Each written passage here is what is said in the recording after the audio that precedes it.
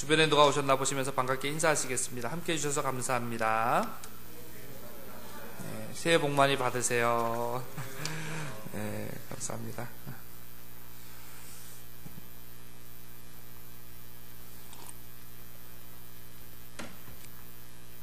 일본 도쿄에 임페리얼 호텔이라고 아주 유명한 호텔이 있는데요.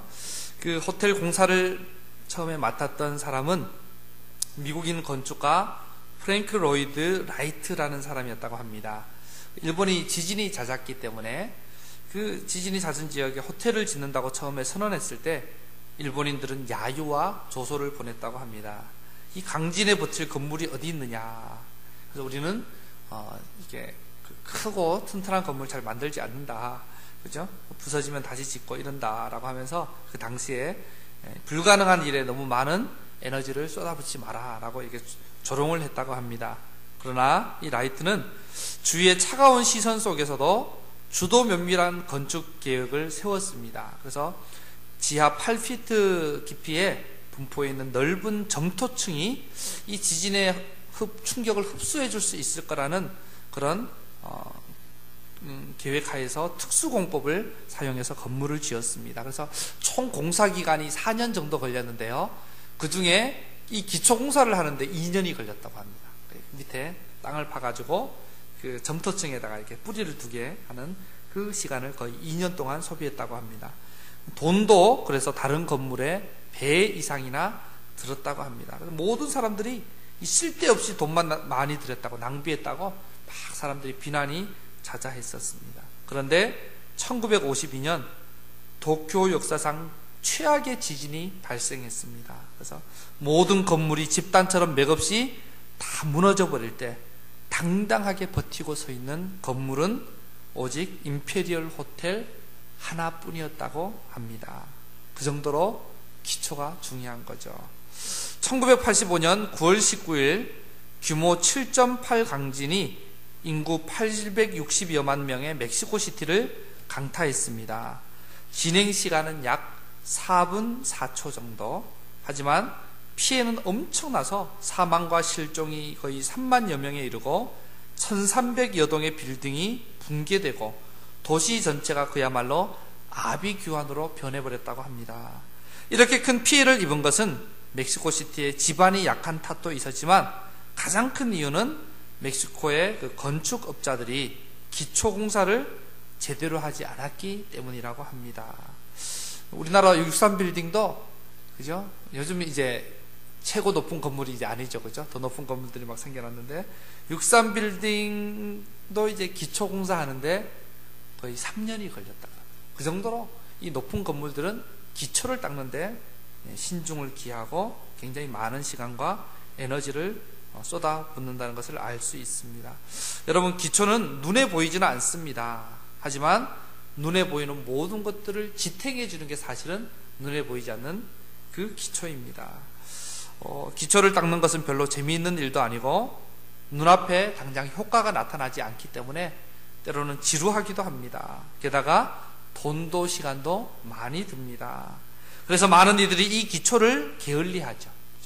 그냥 보이지 않는 거 대충 하고 보이는 부분만 화려하게 꾸미는 거에 더 많은 신경을 쓰고 에너지를 쏟아붓습니다. 그러다가 건물도 마찬가지고 인생도 마찬가지고 쉽사리 무너지는 비극을 경험하는 경우가 종종 있는 것 같습니다. 그러므로 겉만 번지르르하게 보이는 이 유혹을 물리치고 우리가 당장 보이지 않는 기초공사를 튼실히 잘 해나가야 될 것입니다. 우리 인생도 마찬가지고요. 우리 교회도 마찬가지입니다.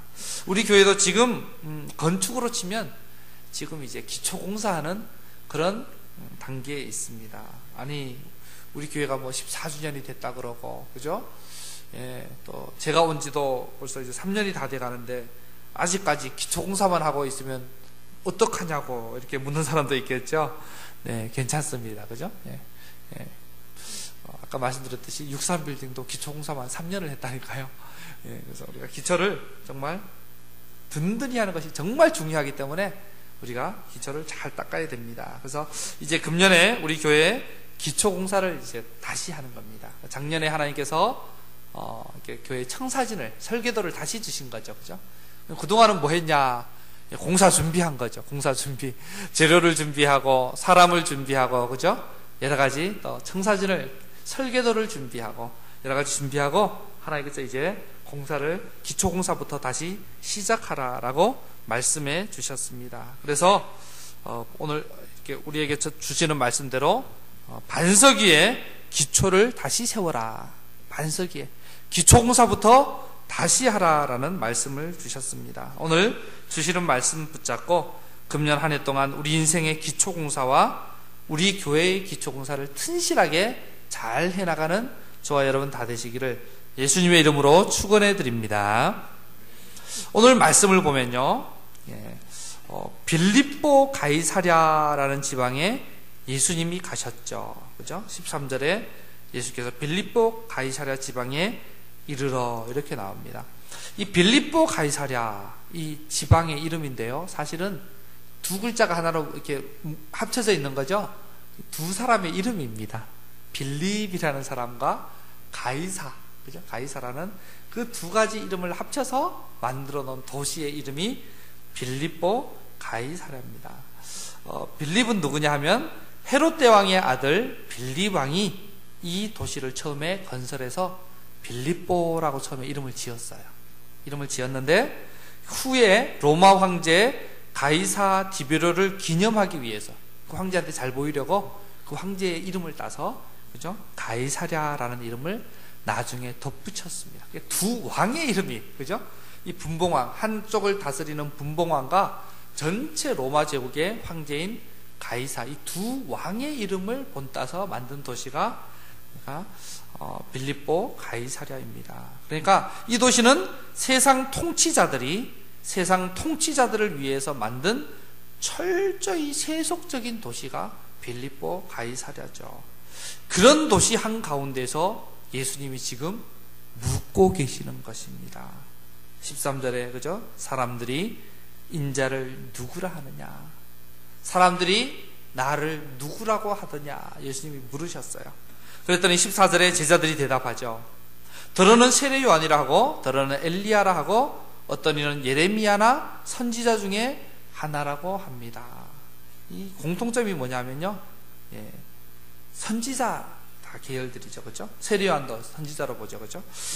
엘리야도 그렇고 예레미야, 그리고 어떤 다른 선지자 중에 하나라고 합니다. 선지자는요, 하나님께로 보내심을 받은 자이지 하나님은 아닙니다, 그죠? 그래서 사람들이 많이 우습게 여겼죠. 선지자들이 하는 말들을 좀 많이 가볍게, 하나님이 직접 나타나서 말해서 막 벌벌 떨고 그랬을 건데, 이 선지자를 보내니까 우습게 여기고 막 그랬어요. 그래서 사람들이 선지자 하면, 그죠? 좀 괜찮은 분, 그죠? 그 말 좀 들으면 좋겠다, 이런 생각을 하지만 또 절대적으로 그 말을 따르지는 않는 그런 부류의 사람이 선지자였습니다. 그러니까 이게 무슨 말이냐면 예수님을 좀 괜찮은 분으로 인식한다는 거예요. 좋은 말씀 전해주시고, 그런데 그분을 완전히 믿고 인생을 맡길 분으로는 여기지는 않는다. 좋은 선생님 정도, 그죠? 그러니까 자기 인생과는 상관이 없이 좋은 말씀해 주시는 분, 빌립이나 가이사 같이 영향을 미치지는 않는 분.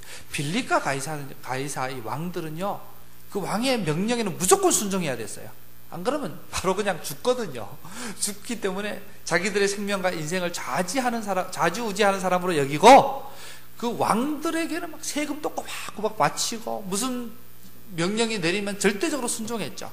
그런데 당시에 이 왕의 이름으로 지어진 도시에서, 그 한복판에서 그들이 예수님을 세례 요한, 엘리야, 예레미야 선지자 중에 하나로 여긴다라는 말은 빌립이나 가이사 정도는 아니고 그냥 우리에게 좋은 가르침을 주시는 훌륭한 선생 정도로만 여긴다라는 거죠. 여러분, 지금도 믿지 않는 분들이, 그죠? 예수님 좋게 생각하죠? 그죠? 예수님 좋게 생각합니다. 4대 성인 중에 한 명이다, 이 정도로 생각하고, 그죠? 공자, 그 다음에, 그죠? 또 석가, 그죠? 그리고 예수님, 하여튼 이렇게 좀 훌륭한 분 중에 하나다라고 여기죠. 그렇게 예수님이 했던 말씀을 인용하기도 하고, 안 믿는 사람들이, 그죠? 그리고 간디 같은 사람도 예수님 좋아한다 그러고, 이렇게 이야기할 정도이지 않습니까? 그런데 그분을 믿고 인생을 맡기고 따르지는 않습니다. 근데 문제는요, 교회 안에도 이런 사람이 많다는 거예요.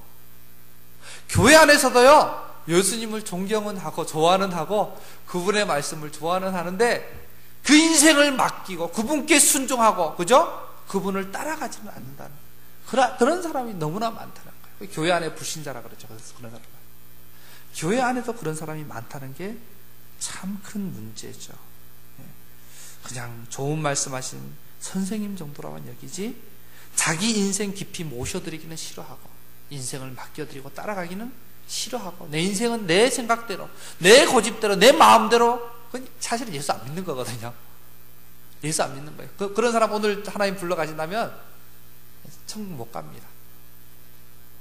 예수 믿는 게 아니기 때문에. 세상에서 또 그런 사람들이 많거든요. 그런 사람들이 혹시 내가 아닌가 좀 돌아봤으면 좋겠어요. 오늘 주님이 묻고 계시는 거예요. 그래서 이번에는 예수님이 15절에 물으시죠. 세상 사람들이 그렇게 말하냐? 그러면 너희는 나를 누구라 하느냐? 이렇게 물으시는 거예요. 세상 사람들은 나를 좋은 스승 정도로 여기느냐? 그러면 너희는 나를 누구라? 나를 지금 믿고 따른다고 너희는 나를 누구라고 하느냐? 오늘 제자들에게 묻고 계시고 우리에게 묻고 계십니다. 그 당시 모든 사람들은 자기들의 인생의 주인이 빌립이라고 생각했고, 그래서 그 지역에 살고 있었고, 그래서 왕이 시키면 강제 노동도 했고요, 왕이 시키면 뭐든지 다 했습니다. 그리고 가이사를 자기 인생의 왕이라고 생각하고 따르고 있었습니다. 그렇게 살아가고 있었습니다. 그런데 그 땅 한가운데서 너희는 과연 나를 누구라고 부르고 있느냐? 혹시 너는 나를 가이사보다 못한 존재로 여기거나 이 도시를 만든 빌립보다 못한 존재로 생각하고 있는 것은 아니냐? 가이사에게는, 그죠? 예수님 하시죠. 가이사의 것은 가이사에게, 하나님의 것은 하나님에게. 세상 세금은 그렇게 꼬박꼬박 잘 바치죠, 그죠? 하나님께 드려야 될 것은 다 떼먹고, 그죠? 이런 식으로 예를 들면, 그러니까 하나님을 만왕의 주인으로 인정하지도 않으면서 세상 왕은 참 잘도 인정하는구나라고 예수님께서 말씀하셨던, 사실은 그런 것들이 다 같은 맥락에서 연결되고 있는 것이거든요. 참 다른 사람들처럼 그저 괜찮은 분, 공자맹자, 부처 같은 그런 괜찮은 사람, 그런 중에 하나로 여기고 있지는 않느냐. 그건 예수 믿는 거 아니다라고 얘기하죠. 지금 우리도 이 세상을 지배하는 세력 가운데 살고 있습니다. 우리가 살고 있는 자리가 사실은 이 빌립보 가이사랴 같은 지역이죠. 정말 이 땅은 뭐가 지배하고 있습니까? 돈이 지배하고 있습니다, 여러분. 돈이면 사람도 죽이고요, 돈이면 별별 짓을 다 하는 지금 그런 시대를 살고 있어요.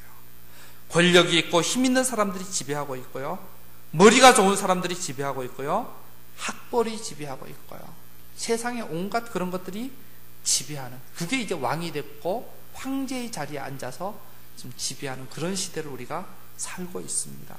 그런 삶의 자리 한가운데서 예수님은 지금 우리에게 묻고 계시는 거예요. 너는 지금 나를 누구라고 부르느냐?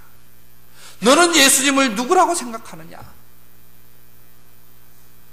그 당시 사람들이 예수님을 빌립만도 못하게 생각하고 예수님을 가이사보다 못하게 생각해서 예수님을 죽이려고 하고 예수님을 거부하려고 했는데, 그처럼 지금 우리 마음속에도, 너의 마음속에도 지금 돈이 지배하고 있고 물질이 지배하는 시대에 살면서 예수님을 물질보다 못하게 여기고 예수님을 돈보다 못하게 여겨서 내가 돈을 보는 것보다 예수님 섬기는 것을 더 못하게 생각하는 그런 마음을 가지고 있지 않느냐라고 예수님 질문하고 계시는 거예요. 네 인생의 주인이 누구냐? 이 질문이죠. 솔직하게 한번 돌아봐라. 네 인생의 주인이 누구냐? 너는 뭐에 지금 인생을 걸고 맡기고 따라가고 뭐에 순종하며 살고 있느냐? 그게 지금 네 인생의 주인이고 그걸 네가 믿고 있는 거다라고 말하는 거예요. 이 질문 앞에서 지금 나는 예수님을 누구라 고백하고 있는지, 내 인생의 주인은 누구인지, 그냥 입술로만이 아니라 내 중심이, 내 삶은 예수님을 누구라 고백하고 있는지 한번 돌아볼 수 있기를 바랍니다. 정말 중요한 질문입니다. 앞에 디도서 1장 16절을 보면요, 그들이 하나님을 시인하나 행위로는 부인하니 가증한 자요 복종하지 아니하는 자요 모든 선한 일을 버리는 자니라. 하나님을 입으로는 시인하는데 그 행동을 보면 부인하는 자가 많다는 거예요. 똑같은 말씀이죠, 그죠? 입으로는 예수님을 주인이라고 말하는 사람이 많은데 그 삶을 보면 주인으로 인정하지 않는다는 거예요. 그게 뭘로 드러나요? 불순종하고 가증하고 선한 일을 버리고 자기 생각대로 자기 원하는 대로 살아가고 있는 그런 인생들, 그런 인생들은 거짓 교사들이고 하나님 믿는 자가 아니다라고 바울이 디도서에서 말하고 있습니다. 우리 지금 입술로 예수님을 뭐라고 말하는지, 우리 중심으로 예수님을 뭐라고 말하는지 중요해요. 더 중요한 것은 우리 삶은 지금 뭐라고 예수님을 고백하고 있는지, 내 삶은 예수님이 어떤 분이라고, 내 인생에서 어떤 분이라고 지금 보여주고 있는지 한번 돌아보라는 것입니다. 여러분의 인생에 예수님은 어떤 분입니까? 어떤 분입니까? 그랬더니 시몬 베드로가 대답을 합니다. 우리 16절 같이 한번 읽어보겠습니다. 16절 시작. 시몬 베드로가 대답하여 이르되 주는 그리스도시요 살아계신 하나님의 아들이시니이다. 아멘. 여러분, 창세기부터 요한계시록까지요, 성경 전체가 얘기하는 복음의 핵심이고 복음의 진수가 뭐냐, 오늘 바로 이 말씀입니다. 주는 그리스도시요 살아계신 하나님의 아들이시다. 여기서 굉장히 중요한 단어가요, 주라는 단어예요. 주, 퀴리오스. 퀴리오스, 이 단어를 누구한테 썼단 말이냐면 황제에게 썼단 말이거든요. 황제의 이름으로 지금 지어진 이 도시에서 지금 너의 퀴리오스, 너의 주, 너의 황제가 누구냐고 묻고 있는 그 질문 앞에 베드로가 바른 고백을 하는 거죠. 그렇죠? 예수님입니다. 저 빌립이, 저 가이사가 내 인생의 주인이고 왕이 아니라 저 가이사가 나에게 생명을 주고 저 가이사가 내 인생을 책임져 주고 저 가이사가 나를 천국으로 인도하는 그런 자가 아니라 주님이 제 인생의 주인이시고 왕이신 분입니다 라고 지금 고백을 하는 거예요. 주 퀴리오스 이렇게 얘기하면서요, 주라는 말은 다른 말로 하면 주인님이라는 단어죠. 그죠? 빌립보도 나의 주인이 아니고 가이사도 나의 주인이 아니고 다른 것이 나의 주인이 아니고 내 주인님은 바로 그리스도이시고, 그죠? 그리스도로 말은 기름 부음 받은 메시아라는 뜻이죠. 그죠? 이거 여기 안에도 왕이라는 내용이 포함되어 있어요. 살아계신 하나님의 아들, 이것도 왕이라는 내용이에요. 그죠? 왜냐하면 당시에 왕을 하나님의 아들이라고 불렀거든요. 다 예수님을 보고 다 당신은 하나님의 아들이시고 그리스도시고 주이시고 다 당신은 나의 주인이시고 왕이십니다. 이 고백이에요. 그것을 그 당시에 쓰여지던 여러 가지 표현을 다 표현하면서 예수님 당신이야말로 나의 주인이시고 나의 왕이시고 나의 황제이시고 나의 전부이십니다. 이런 고백을 지금 베드로가 하고 있는 것입니다. 여러분, 지금 예수님이 우리에게 동일하게 질문하고 계시는 거예요. 너 지금 빌립보 가이사라라는 말 대신에 물질과 돈과 외모와 또한 출세와 성공과 이 땅에서 잘 먹고 잘 사는 거, 그런 것들에 사로잡혀 있는 이 땅 가운데에서 지금 너가 살고 있으면서 너는 나를 누구라고 하느냐? 너는 나를 누구라고 고백하고 있느냐? 너는 나를 누구로 알고 있느냐? 누구로 생각하느냐? 주님 물으시는 거예요. 그 질문 앞에서 이 베드로처럼 내 주인은 빌립도 아니고 가이사도 아니고 내 주인은 나를 이 외모와 출세와 돈과 물질을 섬기게 만드는 이 세상에서 내 주인은 나를 구원하실 수 있는 유일한 하나님의 아들, 나의 주인 예수님 뿐입니다 라고 아주 분명하게 고백할 수 있는 저와 여러분이 다 되시기를 바랍니다. 복음의 핵심이고요, 이게 예수 믿냐 안 믿냐 그 얘기 한마디로 하면, 그러자 예수님이 이렇게 응답하시죠. 이 베드로의 고백을 듣고는 17절에 뭐라고 하십니까? 바요나 시모나. 바요나 시모나라는 말은요, 요나의 아들, 바가 아들이거든요. 요나의 아들 시모나, 이런 뜻입니다. 요나의 아들 시모나, 네가 복이 있도다. 이를 내게 알게 하니는 혈육이 아니요, 그 요나, 너의 아버지 요나가 아니라 하늘에 계신 내 아버지시니라. 네 육신의 아버지가 이런 걸 알게 하신 분이 아니라 하늘에 계신 아버지께서 너에게 이런 것을 알게 해주셨다. 그래서 네가 지금 그런 놀라운 고백을 하고 있다. 그래서 너는 정말 복 있는 사람이다. 이 복 있다라는 말이요, 행복하다 이런 뜻이거든요. 너야말로 정말 행복하고 복 있는 사람이다. 왜냐하면 하늘에 계신 내 아버지께서 너에게 이 진리를 알게 하시고 이 복음을 깨닫게 하셔서 이 놀라운 고백을 하게 하시기 때문에 너야말로 정말 복 있는 사람이다라고 이야기를 하시는 것입니다. 그러니 이 복음을 고백하고 이 진리를 말하는 너야말로 세상에서 가장 행복한 사람이다라고 예수님이 말씀해주고 있는 것입니다. 여러분, 예수님이 행복하다 그러면 그게 진짜 행복한 거예요. 그렇지 않습니까? 복 있는 사람이다. 예수님이 그렇게 복 있다고 말하는 사람이 진짜 복 있는 사람이에요. 우리가 생각하기에 와, 저 사람 복이 있다, 저 사람 부럽다, 이거는요 진짜 복이 아닙니다. 가짜예요. 가짜. 거짓 복입니다. 거기에 인생을 얹어놨다가 멸망당하고 망하고 쫄딱 망한 사람이 한둘이 아니지 않습니까? 그죠? 거기에 속으면 안 되는 거예요. 주님이 복 있다고 말하는 사람이 진짜 복이거든요. 그런데 우리는 지금 하나님이 말씀하신, 예수님이 말씀하신 이 행복을 외면하는 시대에 살고 있는 거예요. 그죠? 이걸 복으로 안 여기죠? 이게 뭐 복이야. 돈이 많아야 복이지. 이렇게 생각하고 살고 있지 않습니까? 참 어리석은 거죠. 주님을 믿지 않는 거예요. 그죠? 주님이 이렇게 말씀하시는 것도 믿지 않는데 어떻게 주님을 믿는 겁니까? 돈을 믿고 세상을 믿는 거죠. 사탄이 우리를 지금 거짓으로 속여서 행복이라고 하는 것은 돈을 벌어야만 되는 것이다 라고 말하고 있고요, 행복이라고 하는 것은 큰 집을 가져야만 되는 것이라고 말하고 있습니다. 행복이라고 하는 것은 내가 원하는 것을 다 가져야만 행복한 것이라고 말하는 시대 속에 우리가 살고 있습니다. 그게 우리가 살고 있는 영적인 빌립보 가이사랴입니다. 이 시대가, 이 세상이 영적인 빌립보 가이사랴죠. 그런데 이 대부분의 사람들이 이런 거짓 행복에 속아 있고 거짓된 행복에 지금 사로잡혀 있어요. 그게 만족을 주느냐? 절대 그렇지 않죠. 여러분, 바닷물 제가 한 번씩 예화를 들죠. 그 바다에 표류하는 사람들이 목말라서 죽는다 그랬죠. 그죠? 사실은 웃긴 얘기입니다. 옆에 널린 게 물인데, 그죠? 널린 게 물인데 나중에는 참다가 빗물도 받아 먹다가 나중에 못 견뎌서 너무 목마르니까 바닷물을 먹게 되죠. 그죠? 근데 먹으면 먹을수록 어떻습니까? 이 소금물이가 더 목이 타죠.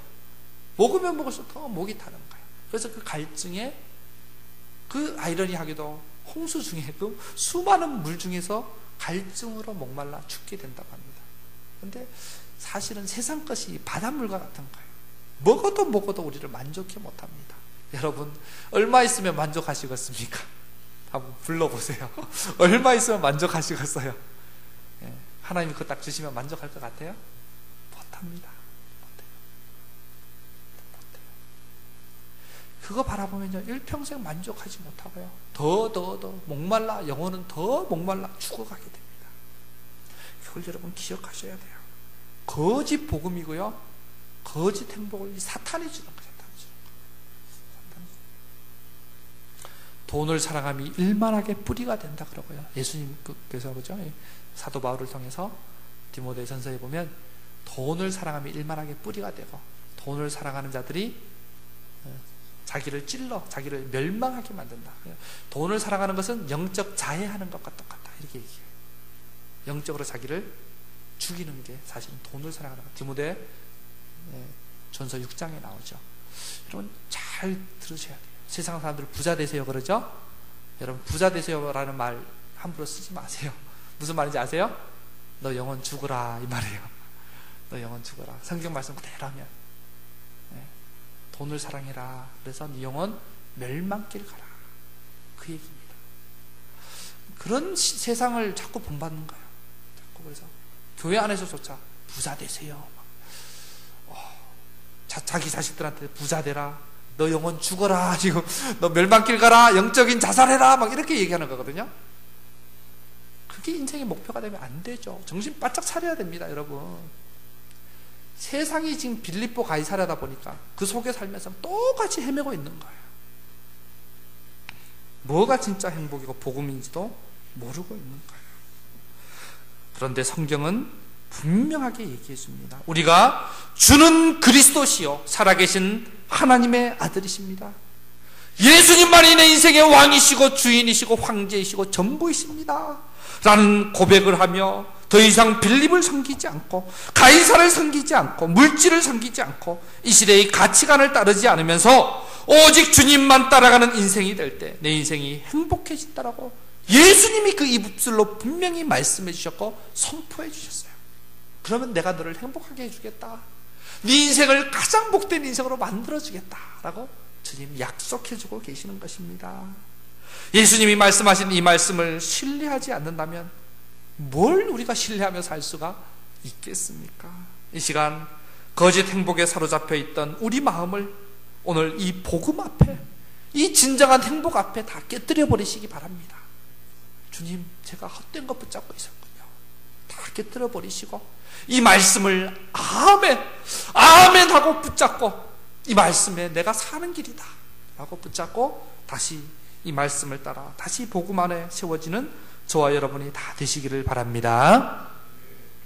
그러면서 예수님이 이제 뭐라고 말씀하시죠? 18절에 너는 베드로라 내가 이 반석 위에 내 교회를 세우리니 음부의 권세가 이기지 못하리라 라고 말씀하십니다. 너는 베드로라. 이 베드로라는 말 자체가 반석이란 말이죠. 돌, 큰 돌, 반석 그런 얘기고요. 그러면서 내가 이 반석 위에 내 교회를 세우리니. 그러면 이 반석은 뭘까요? 너는 베드로다. 너 반석이다. 내가 이 반석 위에 교회를 세우겠다. 이거 뭐 이 반석은 뭡니까, 여러분? 정신 바짝 차려야 돼요, 여기서. 왜냐하면 여기서 우리 그죠? 가톨릭하고 우리하고 다른 얘기예요, 사실은. 이 부분을 어떻게 해석하느냐? 가톨릭은요, 이 반석을 뭘로 해석하냐면 베드로로 해석해요. 베드로, 사람. 그래서 베드로가 제자들 중에 수제자였으니까 베드로의 수위권이라 그러거든요. 베드로가 계속 그 다음 누구한테 이렇게 영적인 권위를 물려주고 해서 지금까지 온 사람이 누구냐? 교황이라고 생각합니다. 그래서 교황 그 위에 교회가 세워져 있다는 거예요. 그러니까 교황의 말이 성경보다 더 중요해요, 거기서는. 그죠? 교황 말 한마디면 성경 말씀은 저리 필요 없어요. 교황이 이렇다라고 말하면 그게 법이 돼버리는 게 가톨릭이에요. 이거를 그렇게 해석해서 그래요. 여러분, 그런 것 같습니까? 사람 위에 교회를 세운다는 게 맞는 것 같습니까? 어떤 것 같아요? 이 문법을 봐도요, 헬라 학자들이 딱 얘기해요. 옛날에 1985년인가 그때 90몇 년도인가 가톨릭 학자하고 기독교 아주 유명한 개신교 학자하고 이 부분 가지고 논쟁을 한참 했는데요. 그때 이제 우리 개신교 학자가 그 얘기를 했어요. 헬라어 그냥 다른 거 다 들어서 헬라어로 한번 봐라. 문법을 봐라. 문법을. 너는 베드로라고 2인칭을 썼지 않느냐. 그런데 베드로 위에다가 교회를 세운다고 하면 그러면 내가 네 위에다가 2인칭으로 말해야 되는데 지금 3인칭으로 얘기한다. 이 반석, 다른 너 말고 너는 베드로다 2인칭이고 3인칭 너 말고 다른 어떤 반석 위에 내 교회를 세우리니 이렇게 지금 얘기하고 있다. 문법을 봐도 이거는 이제 베드로를 얘기하는 게 아니다라고 분명히 얘기합니다. 그럼 이 반석은 뭘까요? 베드로가 아니라면? 예, 어떤 말씀요? 예, 성경 말씀. 예, 성경 말씀 다 맞겠죠, 그죠? 그 중에서도 어떤 말씀일까요, 그러면? 그 중에서도 바로 베드로가 했던 그 고백. 예, 맞죠? 예수님이 그 고백 듣고 뭐라고 말씀하셨어요? 너 정말 행복한 사람이다, 바요나 시몬아. 그죠? 너 정말 복된 사람이다. 너 하늘 아버지께서 이 놀라운 사실을 너에게 알려주셨으니까 너야말로 정말 복된 사람이다라고 말씀하신 그 복음의 진리. 그죠? 복음의 진리. 주는 그리스도시요 살아계신 하나님의 아들이십니다. 예수님을 주인으로 왕으로, 가이사가 왕이고 빌립이 황제고 그거를 주인으로 모시고 살아가는 인생이 아니라 이제는 그런 한복판에서 정말 예수님을 주인으로 모시고 살겠습니다 라고 하는 이 복음의 진리, 그죠? 그 복음의 진리 위에다가 교회를 세우겠다라고 말씀하신 것입니다. 이거를 여러분 잘 아셔야 돼요. 그죠? 그게 맞죠. 무슨 성경은 절대 사람을 강조하지 않습니다. 그죠? 무슨 사람 위에다 교회를 세우는 게 말이 됩니까? 그죠? 예. 이 복음의 진리 위에 예수님이 우리 인생의 왕이시고 주인이시고 그리스도시고 살아계신 하나님의 아들이시라는 이 고백 위에 2000년 동안 교회가 세워져 왔습니다. 할렐루야. 이 반석 위에 2000년간 교회가 세워져 왔고요, 지난 2000년 동안 이 반석 위에서 교회는 흥왕해 왔고 퍼져나갔고 지금까지 놀랍게 역사해 왔습니다. 이 교회를 음부의 권세가 이기지 못했던 이유는 바로 이 반석 위에 교회가 세워져 있기 때문입니다. 그래서 수많은 사람들이요, 이 죽음의 권세도 이 교회를 어떻게 하지 못했어요. 인터넷에 보니까 참 터키의 어떤 교회 가니까요, 그 교회는 그 교회 이름을 잊어먹었어요. 예, 그 교회 이름은 외국어라서. 그 교회는 예, 목사가 부임해 오면 죽이는 거예요. 목사를. 그죠? 목사를 그 지역 사람들이 많이 괴롭히죠. 근데 그래서 그 사람을 계속 죽여요. 죽이는데도 죽이고 나면 다른 목회자가 선교사로 가는 거죠. 그죠? 선교사님들이 가서 또 그 교회에 부임하고 또 죽이면 뭐 모르게 죽이겠죠. 돌로 쳐 죽이거나 어떻게 죽이면 또 부임하고 또 부임하고. 그래서 제가 전에 인터넷에서 봤는데 9번째 목사님이 또 선교사님이 새로 부임을 했어요. 두렵지 않느냐? 그러니까 아니다. 주님이 나를 위해서 이렇게, 그죠? 생명까지 아끼지 않으셨는데 뭐가 두렵겠느냐? 그래서 그 교회가요, 얼마나 은혜 중에 부흥되어 가는지. 목회자가 목숨 건 사람들이 9번째까지 오니까요, 성도들도 그 아랍권에서는 개종하면 사실은 집에서 쫓겨나고 돌로 맞아 죽기도 하고 그런 일들이 지금도 많이 벌어지고 있잖아요. 그죠? 지금, 그죠? IS 거기 전쟁하는데도 사실은 걔들이 전쟁하면서 주로 인질로 잡아가거나, 그죠? 죽이거나, 자기들 막 이렇게 성적으로 유린하거나, 막 그렇게 하고 있죠. 많은 사람들을, 어린아이들이나 여자들을, 그죠? 그런 그 소수 종족이 누구냐면 기독교 종족이에요. 정말 안타깝습니다. 기독교 종족 그 사람들을 씨를 말리고 있어요, 사실은. 그놈들이. 이슬람권이. 근데 거기서도 그들이 갓난 애기들 잡아놓고 예수 부인하라 그런대요. 안 그러면 다 죽인대요. 조그마한 애들까지 다 죽이는데도 그 애들도 한 지역에 가면 수백 명이 다 순교다. 지금 그러고 있어요, 여러분. 그러고 있어요. 이 예수님의 복음 위에서요, 사망의 음부의 권세가 어떻게 하지 못합니다. 음부의 권세, 죽음조차도 이기지 못하는 게 이 복음입니다. 주는 그리스도시요 살아계신 하나님의 아들이시다. 우리가 믿는 복음이 만만한 게 아닙니다, 여러분. 예수 참 똑바로 믿으셔야 돼요. 그렇죠? 2000년간 그런 역사가 계속 이어져 온 거죠. 수많은 사람들이 이 복음을 주는 그리스도시요 살아계신 하나님의 아들이시다라는 이 고백하에서 이 사망을 이겨내고 음부의 권세를 이겨내면서 지금도 오고 있다는 것입니다. 여러분 그러므로 우리 교회가 이제 기초공사를 다시 해야 됩니다. 왜 그렇죠? 지금 교회들이 다 무너지고 있는데요, 그죠? 한국 교회가 계속 무너지고 있는데, 코바디시라는 영화를 보니까 지금은 자정의 능력을 잃어버렸다고, 권영경 교수님이라 아주 유명한 성서학자 교수님 그 얘기를 했어요. 더 이상 자정 능력이 없다. 스스로는 더 이상 이렇게 이거를, 이 몸도 적당히 아파야 스스로 나을 수 있는 거죠, 그죠? 아예 깊이 병들어 버리면 이게 더 이상 안 된다. 그래서 새롭게 시작해야지. 지금 이 속에서 뭔가 스스로 자기가 하나님 보시기 아름답게 변화될 그 한계는 이미 넘어섰다라고 성서학자들이 이야기를 하고 있어요. 지금 왜 이렇게 됐습니까? 교회가 이 반석을 버렸기 때문입니다. 주는 그리스도시요 살아계신 하나님이시다. 예수님이 우리 인생의 주인이시고, 예수님이 우리 교회의 주인이시고, 예수님이 왕이시고, 그분의 말씀이라면 무조건 아멘하고 따라가야 되는 이거를 잃어버렸어요. 그죠?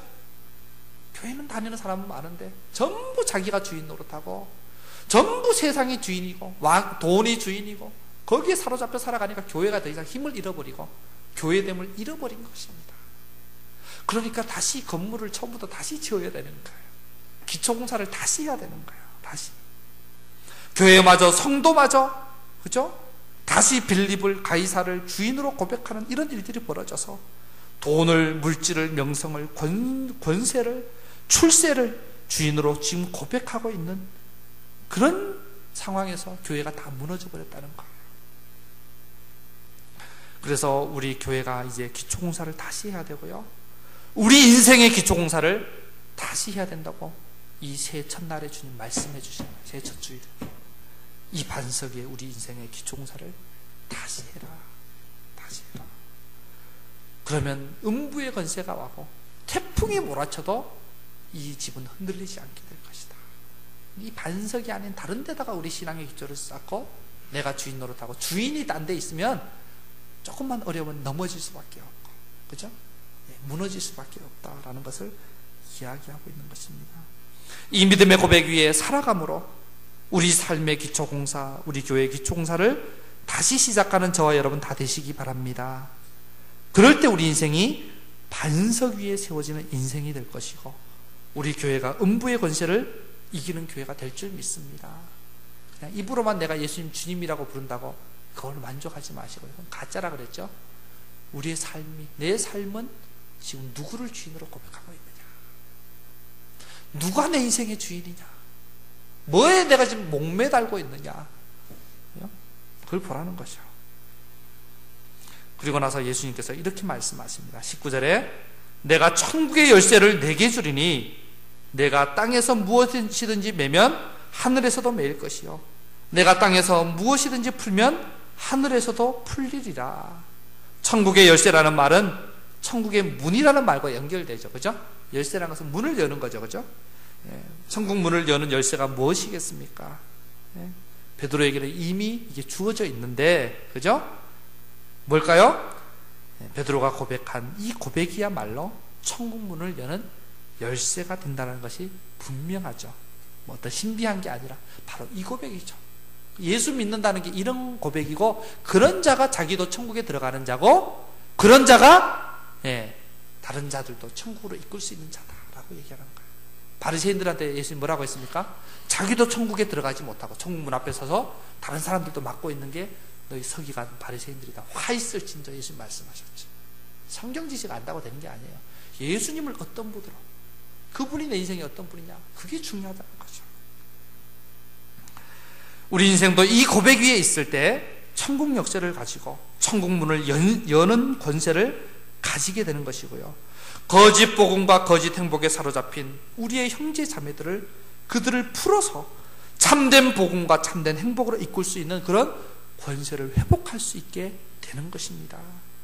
우리 교회가 이 고백을 회복함으로써 그런 복음의 능력을 회복하고 이 놀라운 권세를 회복해서 음부의 권세, 사단의 권세에 매여 있는 자들을 주님의 통치 아래로 이끄는 귀한 사명까지 잘 감당할 수 있게 되기를 간절히 소원합니다. 말씀을 맺겠습니다. 오늘 말씀은 예수님이 우리와 세상의 주인이십니다 라는 믿음의 고백을 하는 사람들이 모여서 그 믿음 위에 교회를 세울 때 이 교회가 반석 위에 세운 튼튼하고 좋은 교회가 된다라는 걸 이야기하는 거예요. 우리 한 사람 한 사람이 주인이 누구냐에 따라서 우리 교회가 앞으로 어떻게 될지가 달라진다는 얘기고요. 그런 게 없이 내가 주인 노릇하고 세상 돈을 주인으로 여기고 살아가는 인생이 10,000명 모이면 뭐합니까? 그 교회는, 그죠? 무너진 교회가 될 수밖에 없다는 거죠. 주인됨은 말로만이 아니라 삶으로 고백되어야 되고, 그것은 주인 되신 분의 뜻에 순종함으로 분명히 드러나는 것입니다. 금년 한 해 주님을 주인으로 모시고 그분의 말씀이라면 아멘하고 무조건 순종하고, 지금 내가 그분의 뜻을 거스르고 있는 게 뭐가 있는지 돌아보면서 아멘 주님 아멘, 미루지 말고요. 미루면 순종 절대 못합니다. 그죠? 곧 예수님이 제자들을 부르셨을 때, 요즘 큐티 말씀 마가복음 하죠? 제자들이 곧 그물과 나를 따라오너라, 곧 그물과 배와 식구들을 버려두고 예수님을 따라왔던 것처럼, 그게 주님을 복음을 받아들이는 거죠. 아멘하고 곧 순종하면서 정말 우리 인생을 들을 수 있기를 바랍니다. 그래서 주는 그리스도시요 살아계신 하나님의 아들이시라는 이 반석 위에 우리 인생이 정말 튼튼히 다시 세워지고 우리 교회가 튼튼히 세워져서, 그래서 우리 인생에 우리 교회에 맡기신 이 사명, 죽어가는 저 돈에 매여 있고 빌립보 가이사랴에 매여 있는 영혼들을 주님 앞으로 인도하시는 그 사명까지, 나도 거기 매여 있으면서 어떻게 그들을 이끌 수 있겠습니까? 그죠? 우리가 거기서 자유함을 누리고 해방받고 그리고 나서 그들을 주님 앞으로 이끄는 사명까지 감당할 수 있는 저와 여러분이 되시고 우리 교회가 되기를 예수님의 이름으로 축원해 드립니다. 우리 같이 한번 찬양하고 기도로 예배를 마치겠습니다. 우리 주만 바라볼지라, 이게 1절 2절이 다 있는데요, 2절 말씀이 오늘 또 말씀하고 연결되면서 은혜가 됩니다. 1절 2절 다 불러보겠습니다.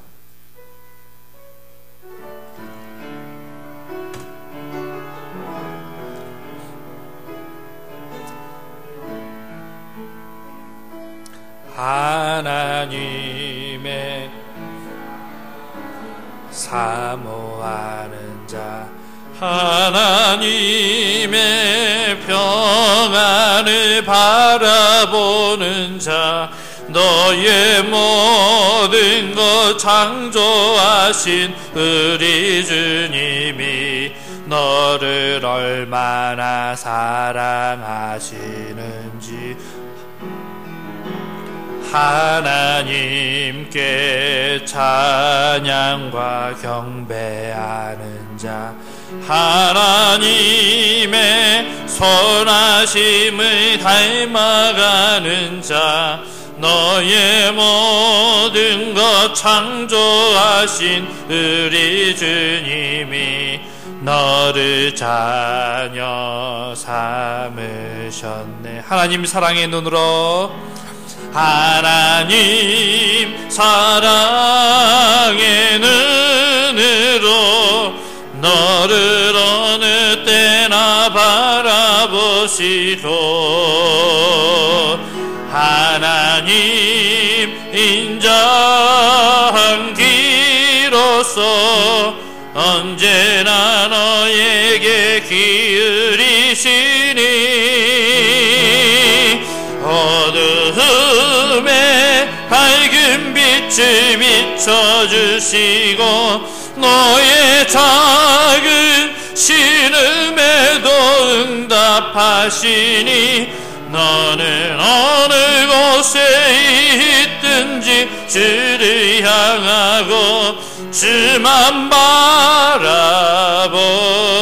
바라보지라. 하나님의 말씀을 순종하는 자, 하나님의 말씀을 주의 복음으로 얻은 세상 밝혀가는 자, 주의 복음으로 얻은 세상 밝혀가는 자, 너의 모든 죄 담당하신 우리 주님이 너를 얼마나 기뻐하시는 하나님의 택하심을 입은 자녀여, 하나님의 택하심을 주가 그리스도임을 깨달은 자여, 주가 그리스도임을 깨달은 자여, 내게 은혜로 채우시는 우리 주, 너를 제자 삼으셨네. 너를 제자 삼으셨네. 주는 그리스도이시요, 주는 그리스도이시요, 살아계신 하나님의 외아들. 너는 성령과 권능받고, 너는 성령과 권능받고 땅끝까지 너의 주인 되리니 어둠 권세 너를 해치 못할 것이요, 주의 천군 천사 너를 앞서 행할 것이니 너는 어느 곳에 있든지 주를 향하고 주만 바라보 주는 그리스도이시여 주는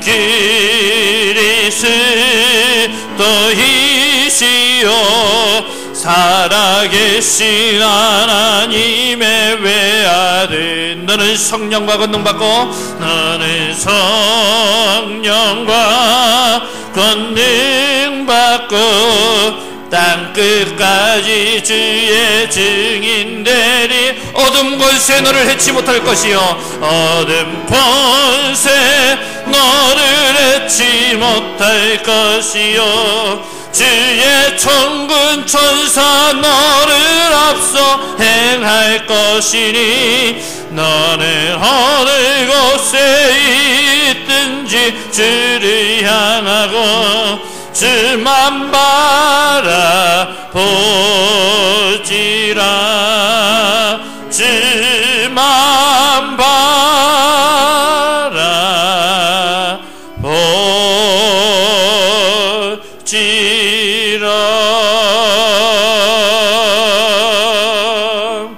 여러분 오늘 주신 말씀을 붙잡고 일어나 결단의 기도를 드리겠습니다. 자리에 한번 일어나 주시기 바랍니다. 두 눈을 감으시고요. 원하시는 분은 두 손을 높이 두셔도 좋습니다. 여러분 지금 우리도 돈이 지배하고 외모가 지배하고 권력이 지배하고 출세와 성공이 지배하는 빌립보 가이사랴와 같은 그런 세상 가운데 살고 있습니다. 그 한가운데서 주님은 오늘 우리에게 묻고 계십니다. 너는 나를 누구라 하느냐? 너는 나를 누구라 하느냐?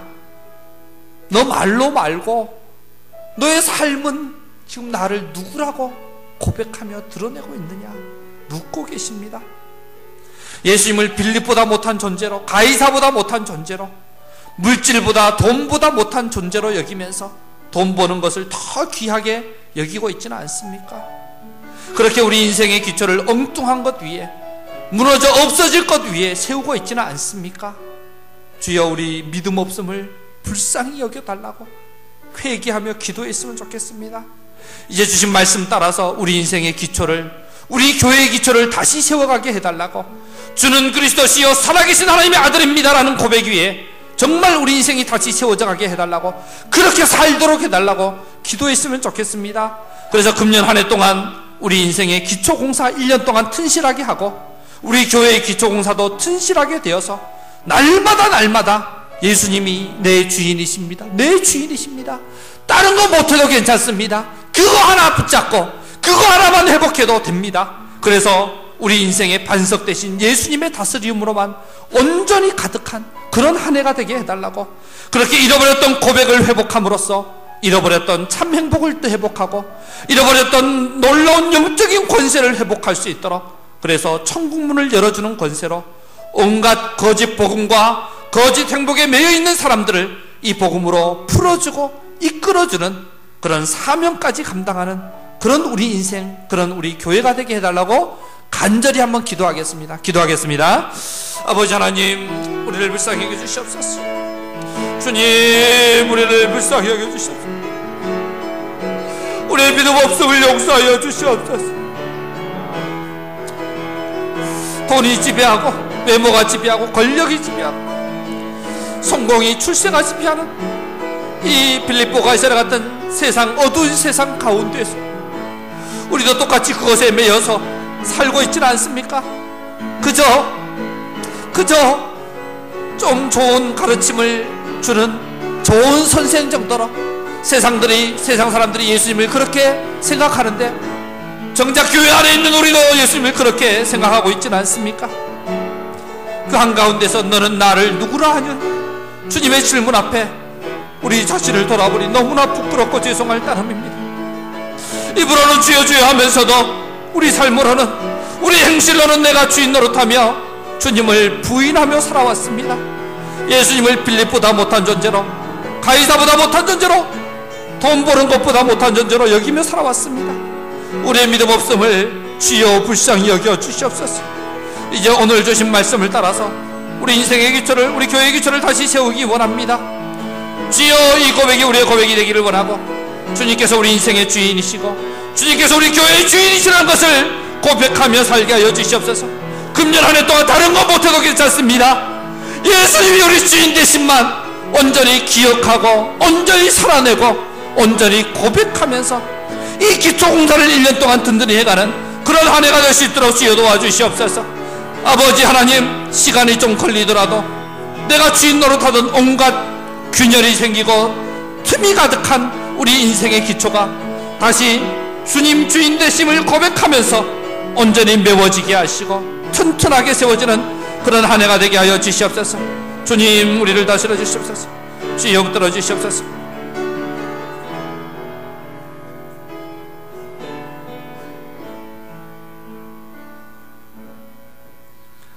살아계신 하나님, 우리의 믿음 없음을 주여 불쌍히 여겨 주시옵소서. 아버지 하나님, 돈이 지배하고 외모가 지배하고 권력이 지배하고 출세가 지배하고 성공이 지배하는 이 빌립보 가이사랴 같은 세상 중에 우리가 살면서 어느새 우리도 거기에 물들어서 그것이 우리의 주인 노릇하고 그렇게 살고 있습니다. 주여 우리를 불쌍히 여겨 주시옵소서. 그래서 예수님을, 세상 사람들도 예수님을 좋은 선생 정도로, 성인 정도로 여기고 있는데 정작 교회 안에 있는 우리도 예수님을 그렇게 취급하면서 우리 인생을 맡겨드리지 못하고 순종하지 못하고 나의 고집을 따라 살 때가 많습니다. 주여 용서하여 주시옵소서. 그 한가운데 살고 있는 우리에게 주님, 너는 나를 누구로 하느냐? 이렇게 질문하시는 질문 앞에 오늘 서서 우리 자신을 돌아보니 너무나 부끄럽고 죄송할 따름입니다. 입으로는 주여 주여 하면서도 우리 삶으로는, 우리 행실로는 내가 주인 노릇하며 주님을 부인하며 살아왔습니다. 예수님을 빌립보다 못한 존재로 여기고 가이사보다 못한 존재로 여기고 돈 버는 것보다 못한 분으로 여기며 살아왔습니다. 주여 우리를 용서하여 주시옵소서. 이제 오늘 주신 말씀을 따라서 우리 인생의 기초를, 우리 교회의 기초를 다시 세워가기 원합니다. 주는 그리스도시요 살아계신 하나님의 아들이십니다라는 이 고백이 우리 인생의 온전한 고백이 되게 하여 주시옵소서.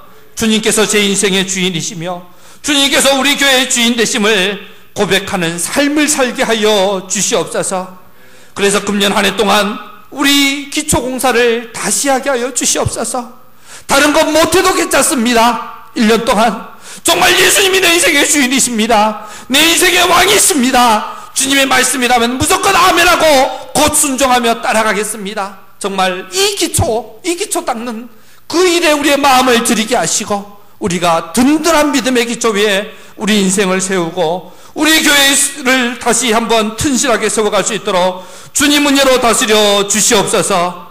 그렇게 잃어버렸던 이 고백을 회복함으로 잃어버렸던 참 행복도 회복하게 하여 주시고 잃어버렸던 복음의 권세도 회복하게 하여 주시옵소서.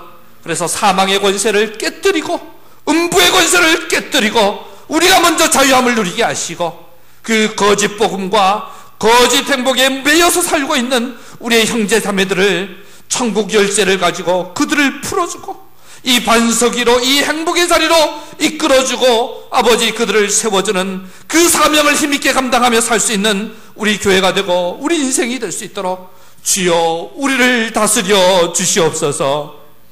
이제는 우리 주 예수 그리스도의 은혜와 아버지 하나님의 흘러넘치는 사랑하심과 성령의 교제케 하시는 역사가 금년도에 하나님 주신 비전을 아멘으로 받아 언제 어디서나 주님만 주인으로 모시고 살겠습니다.